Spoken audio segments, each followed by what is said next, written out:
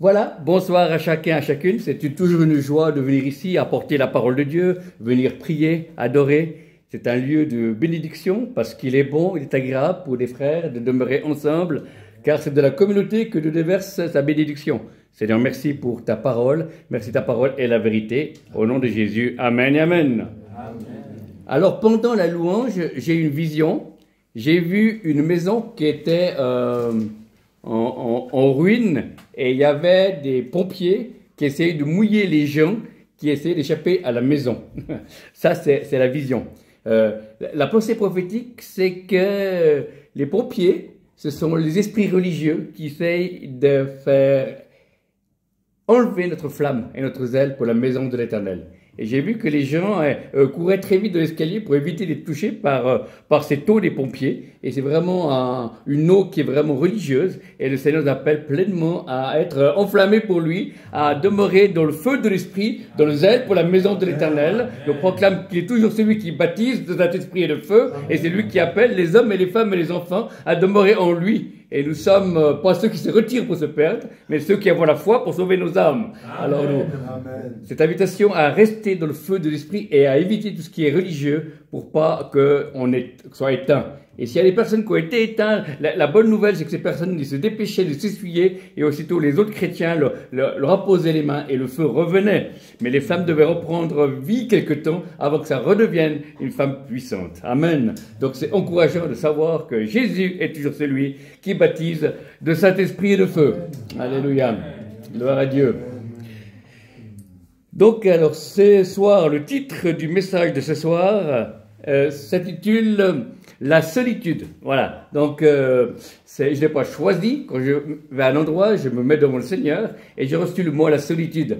Alors, la solitude, c'est être mis de côté, c'est être à part, c'est être seul. Donc, on va voir quelques aspects de la solitude. Ne vous inquiétez pas, c'est quelque chose de très positif et le Seigneur veut nous faire passer ces moments-là où nous soyons bénis. Amen. Il est le Père des Lumières dans lequel il n'y a aucune ombre de variation. Amen. Il est le même hier, aujourd'hui et éternellement. Je vous invite à allumer votre Bible ou à ouvrir la Bible dans Ésaïe 43, verset 19. Ésaïe 43, verset 19. Nous dit, je lis la parole de Dieu, « Voici, je vais faire une chose nouvelle sur le point d'arriver. Ne la connaîtrez-vous pas? Je mettrai un chemin dans le désert et des fleuves dans la solitude. » Voilà, je redis ce verset, puisque d'autres personnes n'ont pas encore trouvé, et c'est tellement beau la parole de Dieu. Amen. Voici, je vais faire une chose nouvelle sur le point d'arriver. Ne la connaîtrez-vous pas? Je mettrai un chemin dans le désert et des fleuves dans la solitude. Amen. Amen. Voilà, Dieu veut mettre des fleuves dans notre solitude. Alors, on va voir plusieurs solitudes ou plusieurs moyens qui peuvent nous arriver. Ne vous inquiétez pas. D'ailleurs, on va commencer par la solitude volontaire. Voilà, il y a des... À un moment donné, dans nos vies chrétiennes ou dans nos marches personnelles, il y a des temps de solitude qui ont été choisis, que nous, on a voulu. Voilà. Mais les temps de solitude volontaire, ce sont les temps où c'est nous qui choisissons de voir moins de monde ou plus voir personne pour un temps. Soit pour des études professionnelles, soit pour des week-ends, pour des conférences, etc., préparées.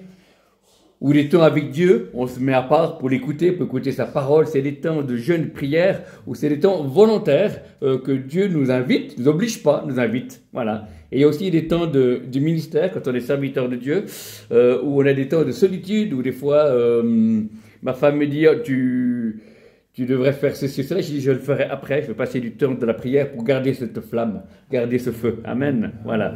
Donc, je continue. Elle dit, ma femme n'ayez pas peur, mais il y a des priorités. Parce qu'avec elle, il faudrait l'aider tout le temps. Et puis, je ne sais pas quand je prierai. Donc, il va simplement mettre les bonnes choses dans l'ordre. Il n'y a pas de problème. Hein. Je ne suis pas si méchant que j'ai l'air. Voilà. Ça fait 22 ans de mariage. Voilà. Qu'on a fêté il y a quelques temps. Elle mérite une médaille, parce que vous me supportez seulement quelques heures, mais elle me supporte 24 heures sur 24, donc elle a mérité une médaille au chocolat. Voilà. Que Dieu la bénisse. Là, elle est actuellement à Annecy avec des sœurs pour une soirée au Gospel Center d'Annecy. Voilà. Donc, il y a les solitudes volontaires qui sont là, qui sont bons et que l'on est obligé de prendre. Et on est renouvelé. Et des fois, dans nos courses effrénées, dans nos vies, dans nos familles, dans notre travail, que ce soit professionnel et dans notre service pour Dieu, des fois, on aurait des temps volontaires pour pouvoir s'arrêter, pour être avec lui. Et vous savez, depuis que je suis à mi-temps, j'ai le privilège et la grâce d'être à mi-temps, 50% dans le travail séculier et 50% avec Dieu, et ben je découvre que je récupère des forces spirituelles en passant du temps avec mon Dieu, où je peux passer moins de temps avant que j'étais à 100%. Voilà. Et le Seigneur nous bénit financièrement. Je n'ai pas pénalisé ma famille. On n'a jamais pu donner autant des offrandes qu'on a fait jusqu'à maintenant. C'est vraiment incroyable. Dieu est un Dieu d'abondance. Je ne parle pas de prospérité mauvaise, dans le sens pour convoiter, mais on a assez pour nous. Amen. Pour vivre et pour l'œuvre de Dieu. Alléluia. Amen. Donc la solitude volontaire est voulue de Dieu. Amen. Jésus se retirait pour prier sur la montagne avec son Père, après avoir vécu des miracles, chasser des démons. Hein. Voilà, il a passé toute la nuit en prière pour choisir ses disciples. Amen. Il n'a pas dit, toi je te prends pas, c'est une bonne tête, ou parce que t'es bonne famille. Non, il a eu les noms, le Père leur a révélé. Il a pris du temps dans la présence de Dieu pour avoir la révélation des 12 disciples. Alléluia. Voilà, ça c'est clair, c'est le premier point, la solitude volontaire. On va faire très court ce point-là. Et on va passer, la deuxième solitude, c'est la solitude des circonstances. Voilà, c'est une solitude que parfois on n'a pas choisie, mais c'est les circonstances. Voilà, je prends par exemple une solitude que plusieurs ont connue, c'est le célibat. Le fait d'être célibataire, moi ça fait plus de 30 ans que je suis né de nouveau, et ben je me suis marié seulement en 2022, oui, pas je me trompe, si ma femme écoute le message. Voilà. Donc avant 2022, eh ben j'étais né de nouveau, amen, par la grâce de Dieu, mais j'étais célibataire, voilà. Et c'était un long chemin, parce que pas tout était facile, parce qu'on est humain.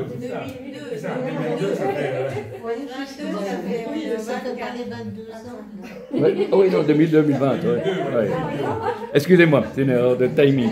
Disons que le fait d'être célibataire, c'était parfois difficile dans mes jeunes années chrétiennes, tout ça. Mais ce qui m'a permis de tirer le coup, hein, ça veut dire, c'est que je n'ai pas arrêté d'aimer Dieu et de servir Dieu. Amen. J'allais dans tous les séminaires possibles en disant que le jour où je me marierais, je ne pourrais pas forcément aller au temps. Donc je me suis nourri de la parole de Dieu. Voilà. Et j'ai essayé de passer mon temps à aider des gens. J'ai même aidé une personne âgée que personne voulait l'aider dans une église. Donc je ne dirais pas le nom qu'il ne voulait pas. Voilà, j'ai fait plusieurs différentes choses. Et c'est bon d'attendre la personne que Dieu a prévue pour nous. Voilà. Donc c'était une solitude qui est de circonstances. Voilà. Et certains, à cause des études, ne peuvent pas se mettre tout de suite. Hein. Je parle des jeunes chrétiens qui sont actuellement à l'université, etc. Donc, c'est un moment de solitude, mais qui n'est pas définitif. Voilà. Après, il y a des solitudes où ces choses nous arrivent, mais ça peut changer. C'est des personnes qui sont divorcées, ou des personnes qui ont été agressées, ou des personnes qui ont eu des accidents. C'est des personnes qui ont aussi un conjoint qui n'est pas encore né de nouveau. C'est aussi une solitude. Beaucoup de femmes m'ont téléphoné pour m'expliquer que c'était une souffrance de ne pas pouvoir partager, que tu voyais des guérisons, que tu voyais des démons chassés à un mari qui n'était pas encore chrétien. Voilà. Donc il y a aussi une solitude, que le Seigneur bénisse les frères et les sœurs qui ont un conjoint qui n'est pas encore sauvé, mais que c'est pas évident de pas pouvoir partager ce qu'on a le plus cher sous le cœur. Et des fois, à cause des enfants, on a une éducation différente à partager. Et ça, c'est la solitude de circonstances, hein, parce que c'est pas définitif, parce que le conjoint peut encore se convertir. Amen. Alléluia. Donc, il y a aussi des accidents ou des agressions. Donc, des accidents dans le sens que vous avez un accident de voiture ou un accident de ski, ou vous met à l'hôpital avec un plâtre, ben, vous êtes seul, mais pas définitif. Une solitude qui est là, géographique, mais qui est, après que vous serez guéri, eh ben, vous retrouverez la société, vous retrouverez l'église. Donc, mais il y a un moment quand même de solitude où les gens ont été seuls à l'hôpital. Voilà. Il y a même un pasteur qui a... la chaîne YouTube l'a donné une de mes vidéos, et puis ça lui a parlé, parce que c'est justement un thème qui voulait approfondir quand il serait plus accidenté, et ça lui a parlé. Il m'a écrit un SMS en disant ça m'a inspiré pour une prédication. Voilà.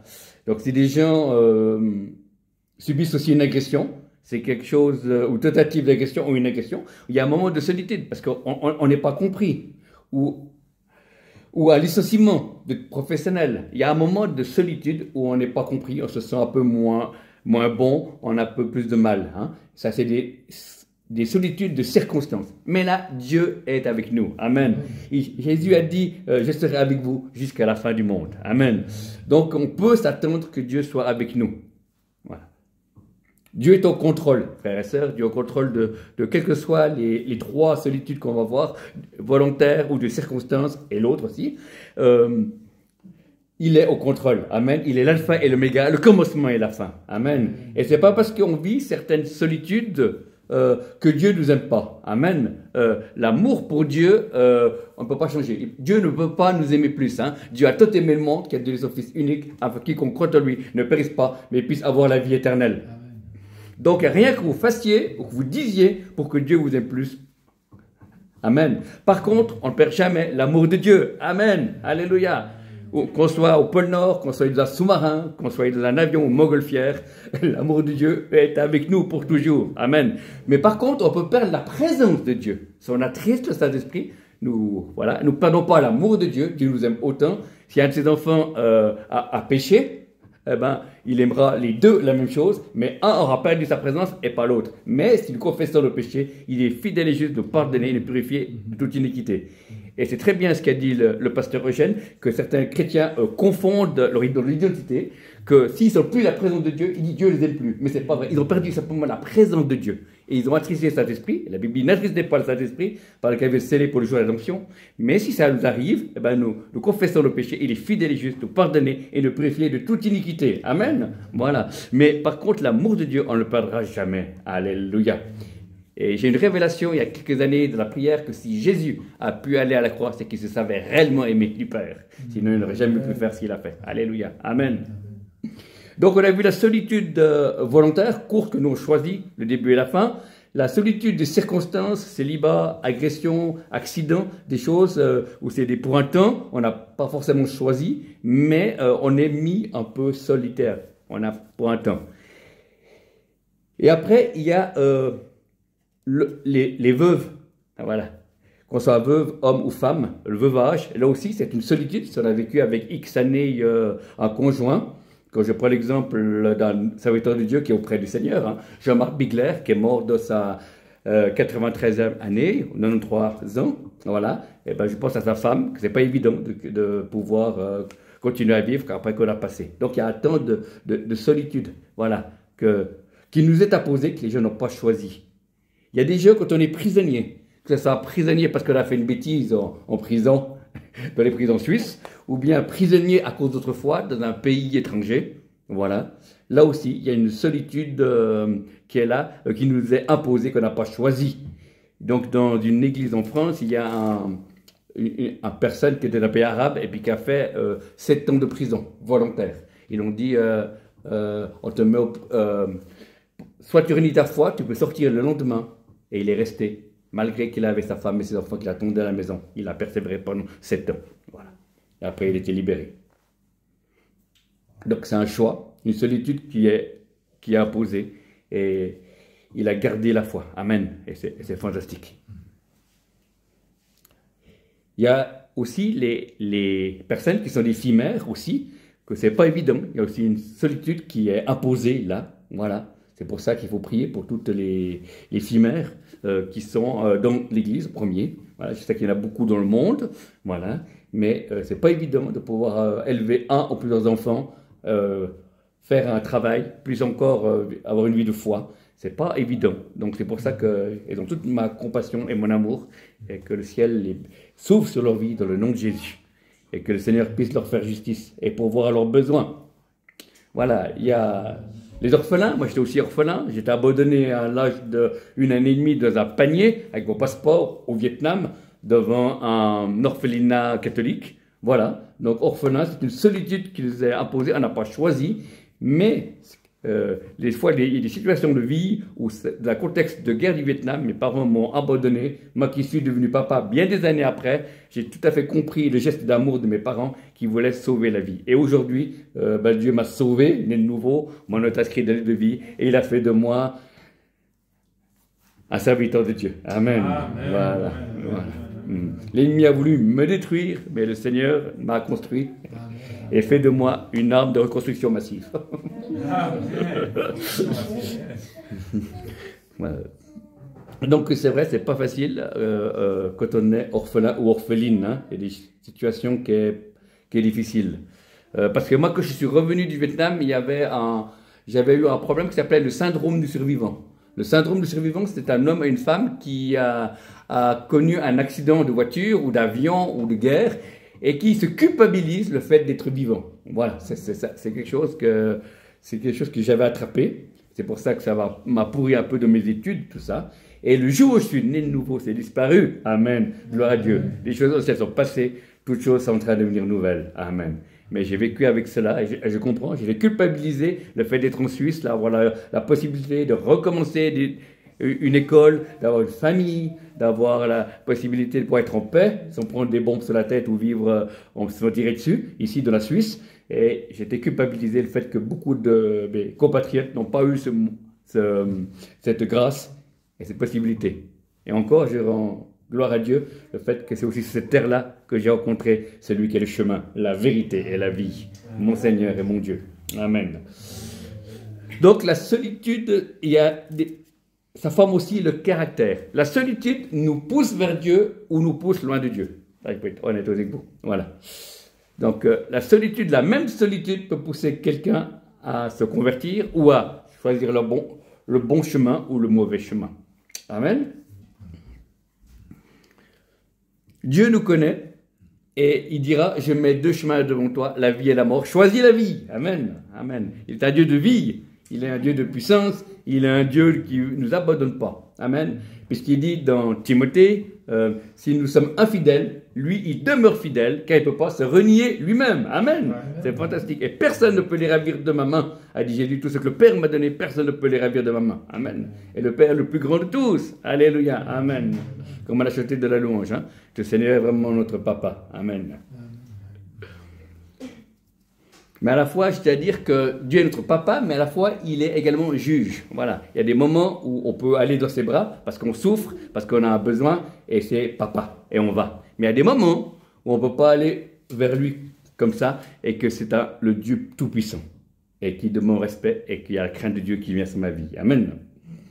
Et c'est ça qui est bien de pouvoir avancer en tant que fils et fille de Dieu, savoir des moments quand on peut courir dans les bras de notre Père Céleste, qui est bon, je le fais et vous le faites aussi, et des moments où il est le Dieu 3 fois saint, où il est le créateur de la terre et des cieux, où il est saint, et qu'il est digne d'adoration et de louange. Amen. Pourquoi? Parce que sinon ça donne un évangile déséquilibré. Des gens vont vers Dieu comme si c'était mon copain. Jésus est ton copain, donc il n'y a plus de crainte de Dieu, il n'y a plus de respect de Dieu. Amen.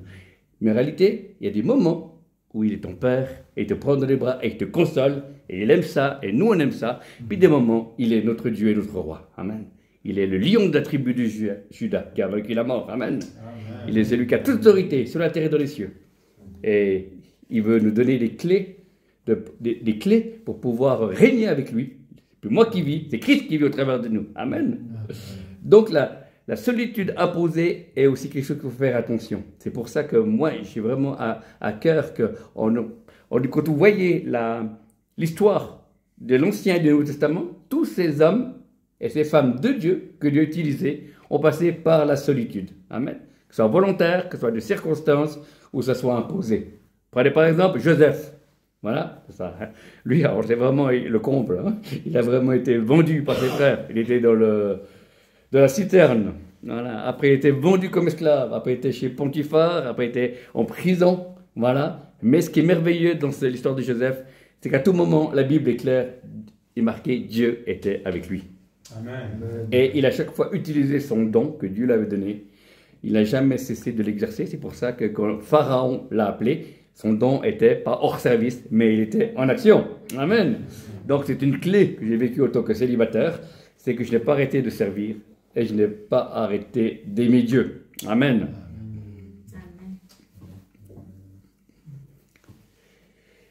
La solitude est quelque chose que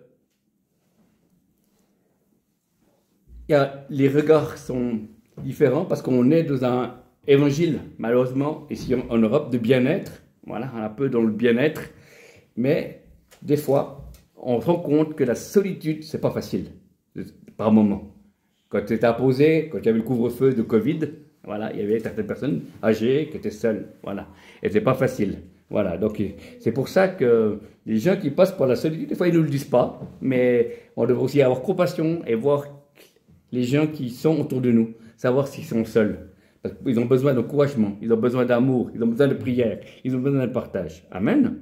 Sauf si c'est des solitudes volontaires, comme ceux qui font un week-end de jeûne et prière pour rechercher la face de Dieu. Amen.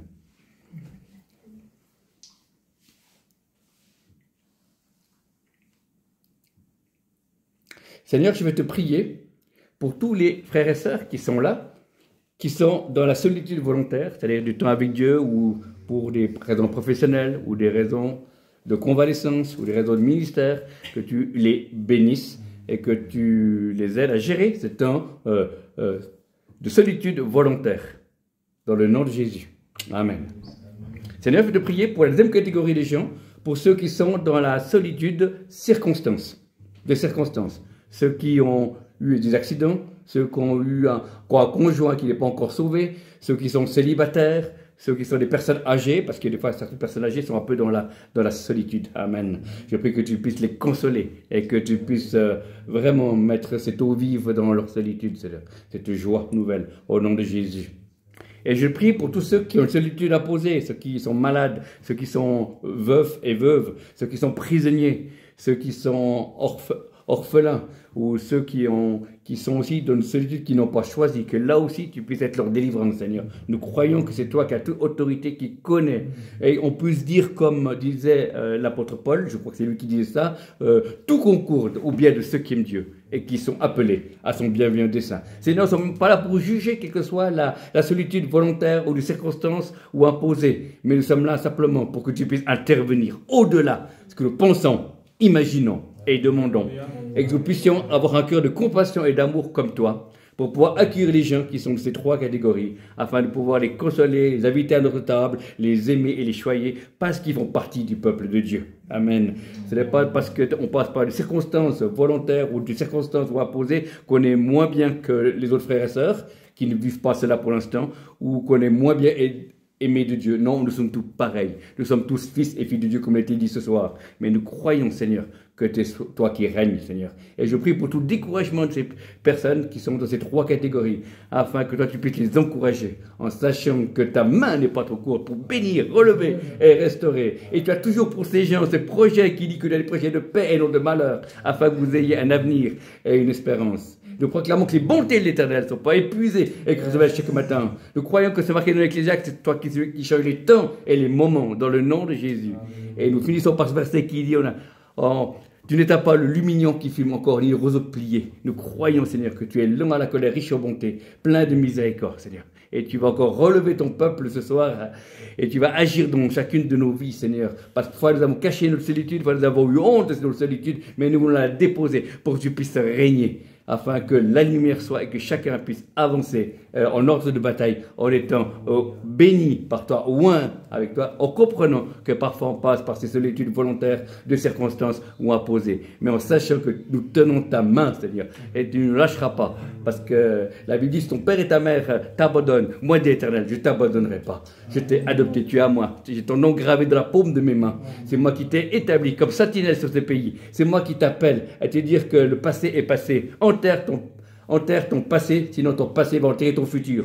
Reviens à moi, continue à avancer en laissant tomber tes craintes, relève la tête. Je suis celui qui te bénit et qui te bénira encore. Je n'ai pas fini avec toi. Je suis celui qui connaît le présent et le futur. Je suis l'alpha et l'oméga. Je suis celui qui te soigne, qui te relève. Mon fils, ma fille, reprends le combat. Le chemin est long, mais je serai avec toi. N'aie pas peur, ne sois pas effrayé du lendemain, car je suis avec toi. Je marcherai en toi, au milieu de toi, autour de toi, et j'ouvrirai des portes qui aujourd'hui te sont fermées. Alors continue à avancer, et tu découvriras ma gloire. N'aie pas peur, petit troupeau, relève la tête, je marche au milieu de vous, et je veux équiper mon église pour la fin des temps. car vous faites vraiment la différence. Alors continuez à répandre vos cœurs devant moi, ouvrez vos cœurs, recevez mon pardon, recevez ma consolation et ma guérison, et je vous établirai comme gérant des nations, dit le Seigneur. Amen. Voilà, je vous soumets ces paroles et je vous remercie d'avoir accueilli la parole de Dieu. Que le Seigneur vous bénisse, que la paix du Seigneur vous accompagne, que le Saint-Esprit vous dérange et que la vie abondante de Jésus-Christ soit au milieu de nous, ni par force, ni par puissance, par l'Esprit du Seigneur. Au nom de Jésus, Amen et Amen. Amen.